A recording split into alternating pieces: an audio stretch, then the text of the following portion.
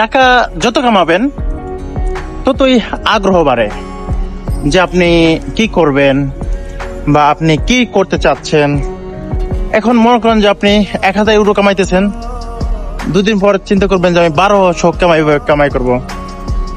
কয়দিন পর মনে করবেন যে এর থেকে আমি 1500 কিভাবে কামাই করব।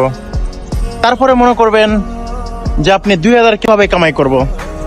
তারপরে মনে করবেন যে আমি 2200, 3000, 5000 কামাই করব।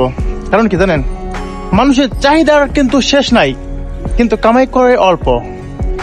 কারণ যে দেশে থাকেন, যারা এশিয়া আছে তারা মনে করে যে ইউরোপে যাবে কবে, আর যারা ইউরোপে চলে আসছে তারা চিন্তা করে আমি লক্ষ লক্ষ কোটি কোটি টাকা কামাই করব কবে। কারণ মানুষের চাওয়ার কোনো শেষ নাই, আর এই চাওয়া নিয়ে মনে করেন যে মানুষ চলতেছে। আর এর ভিতরে মানুষ মনে করেন সুন্দরভাবে চলবে, এর ভিতরেই মনে করেন যে মানুষ অনেক টাকা ইনকাম করবে। এই জন্যই বলি, কে কোথায় আছেন আমি জানি না, তবে চেষ্টা করেন ভালো কিছু করার জন্য, এবং চেষ্টা করেন আপনার জীবনকে সুন্দর করার জন্য, এবং চেষ্টা করেন আপনি ভালো কোনো পজিশনে আপনি যাওয়ার জন্য। কারণ বর্তমান সময়ে আপনি কোন গোত্রের বা কি আপনি এটা দেখবে না।